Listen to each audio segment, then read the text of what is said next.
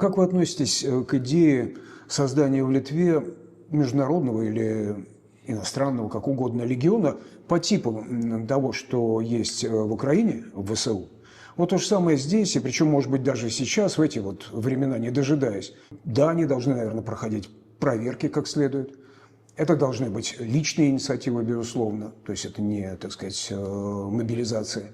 Но, тем не менее, пусть даже логистикой занимаются, пусть они там какие-то простые задачи, а может и непростые. Я относился бы положительно, потому что я сам это прошел. Да, эти люди должны быть очень тщательно проверены, так же, как и мы в Украине. У нас, наверное, даже понятия не имеют, как нас проверяют. Да? Ты там заполняешь кучу всяких анкет, потом тебя проверяют, ну, вот как киберпартизаны, да? То есть про тебя соберут столько информации, которую ты сам про себя не вспомнишь. Если где-то что-то не сходится, ты идешь на детектор лжи, ты можешь там 2-3 раза расходить, а можешь 18 раз ходить на... И когда уже убеждаются, что у тебя нет связей ни с спецслужбами, и то бывает, что хорошо подготовленные люди, даже и эти все, да, проходят, особенно если это с России или с Беларуси. Были у нас такие случаи, которых мы очень быстро, как это, устанавливали, что это с другого, противоположного лагеря.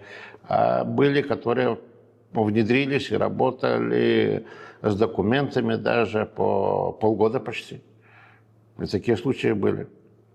Поэтому надо, во-первых, хорошо подготовиться. Можно отчасти то же самое перенять опыт Украины, как это делали, но легион Пригуря, при Главном управлении разведки Украины, дает и всегда давал очень положительные результаты. Наша задача всегда была... Мы никогда не связывали себя с Украиной так, как украинцы себя связывают. Да? Одни хотят воевать, другие. Мы идейные. То есть туда приходят, как правило, идейные люди, которые не надо контролировать, не надо его заставлять. Он приезжает воевать за идею какую-то, свободу, независимость. Потому что, вот, впрочем, спроси литовца, любого, кто воевал, за что ты воевал? Любой скажет, что я не за Украину воевал, а за Литву, потому что мы понимали, что следующее будем мы. Вот такой идеей мы с такими взглядами поехали воевать в Украину. И эти люди, как правило, очень сильно мотивированы. Единственное, что плохо было сделано, что некоторым подразделениям было разрешено заниматься политикой. Вот война и политика – это несовместимые вещи. Или ты приехал воевать, значит, ты воюешь, или если приехал заниматься политикой, то занимайся политикой, но тогда не иди туда, где идет война. И вот примерно такие вещи, которые, ну, как бы надо отфильтровать, что Украина не сделала, а что сделала очень хорошо. Вот и все. Ну, кроме того, я бы добавил, что это еще и понимание абсолютно невозможности никуда вернуться, никуда уехать. То есть ты здесь, ты в Литве, ты служишь Литве.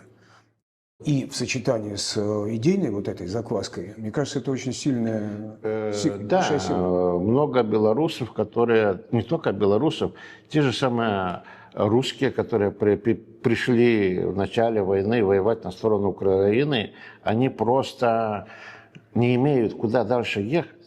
Они везде, их могут, в любой стране, их могут просто России передать.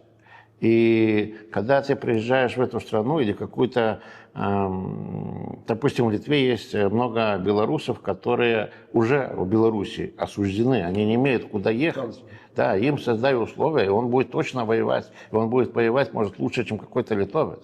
Потому что литовец еще как-то, а белорусы, они... Ну, то есть это уже начинается такое как бы национальное. Вот как воюют американцы, да, как воюют белорусы, как воюют украинцы. Это уже как бы нюансы, да. Но белорусы очень отлично воюют и дают очень много положительных результатов, как и все иностранцы. То есть там американцы, может, там храбрее, одни другие, может, больше расчетливые, как европейцы, они должны больше расчет любят, не подписываются на авантюру. Украинцы больше, белорусы больше авантюристы, чем европейцы. Ну, это уже такие мелочи, но иностранный легион, что при главной разведуправлении, что там есть еще второй легион при теробороне, они давали всегда очень положительные результаты. Единственное, что в одном подготовка была намного лучше первого. То есть в разведке подготовка была на несколько ступеней лучше, чем в теробороне. Вот и вся разница.